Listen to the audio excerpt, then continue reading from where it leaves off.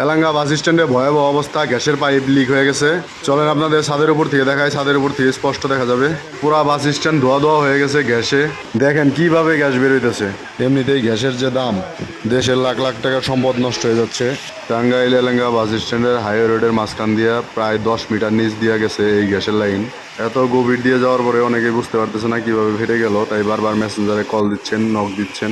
আবার অনেক প্রবাসী ভাইয়েরা দেশের খোঁজ খবর নিতে চান, বাস স্ট্যান্ডের কি অবস্থা জানতে চান, আপডেট জানতে চান সবসময়। মূলত তাদেরকে উদ্দেশ্য করে এই ভিডিওটি করা। কম বেশি অনেকে জানেন বাস স্ট্যান্ডে ফ্লাইওভারের কার্যক্রম চলতেছে। সেই কার্যক্রমের ধারাবাহিকতায় ফ্লাইওভারের পিলারের জন্য গর্ত করতে নিয়েছিল। সেই গর্ত করার সময় গ্যাসের লাইনের মেন পাইপ লাইন ছিদ্র হয়ে যায়। বাস স্ট্যান্ডের সবাই অনেক আতঙ্কের মধ্যে পড়ে যায়, কি করবে কেউ বুঝতে পারতেছে না। এত বিকট শব্দ হচ্ছিল, আমরা ভয়ে দৌড়াইয়া বাইরে আসছি। আমি ভাবছি কোনো অ্যাক্সিডেন্ট হয়েছে কিনা। পরে বাইরে এসে দেখি যে গ্যাসের পাইপ লাইন ছিদ্র হয়েছে। বাইরের কান্ট্রিগুলোতে দেখবেন যে মাটির নিচে কিছু আছে কিনা এটা পরীক্ষা করার জন্য অনেক যন্ত্র আছে। বাংলাদেশে হয়তো বা এই ধরনের যন্ত্র থাকলে এরকম দুর্ঘটনা ঘটতো না। আমার এই ভেবে আফসোস লাগছে যে বাংলাদেশের অনেক টাকার সম্পদ নষ্ট হয়ে গেল। আপনাদেরও কোনো পার্সোনাল মতামত থাকলে কমেন্টে জানাবেন। টানা 1.5-2 ঘন্টার মতো গ্যাস বের হইতে থাকে।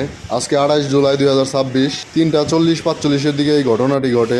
শেষ হয় 5:10-15 দিকে। ফ্লাইওভারের প্রজেক্টে কর্মরত এক ভাইয়ের সাথে কথা বলে জানতে পারি উনি সবসময় ওইখানে উপস্থিত ছিল।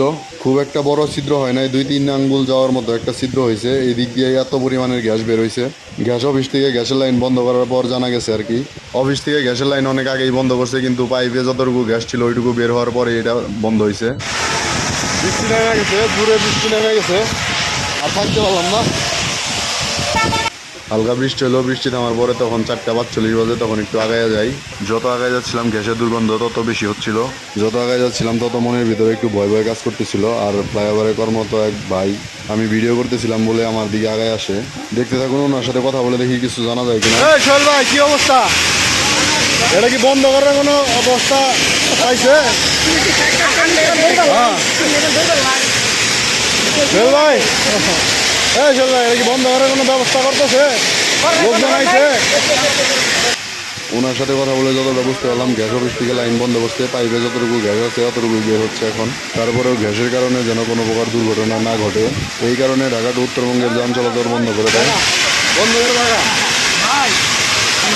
বিপদ আপদ হয়, এটা কই আবো না, এটাই করে কইতেছি বন্ধ কর। আমার বন্ধু সচেতন নাগরিক, যাতে কোনো প্রকার দুর্ঘটনা না ঘটে এই জন্য দোকান বন্ধ করে চলে যাচ্ছে। ওর দোকান থেকে 10-15 কদম দূরে এই ঘটনাটি ঘটেছে। যাক, আলহামদুলিল্লাহ, ফাইনালি গ্যাস নিয়ন্ত্রণে আনতে পেরেছে। আপনারা কে কোন জায়গা থেকে ভিডিওটি দেখছেন কমেন্ট করে জানাবেন। এই হচ্ছে গ্যাস থামানোর পরের অবস্থা। সাংবাদিকরা আসছে দেখার জন্য এবং ওইখানে কর্মরত তাদের কাছে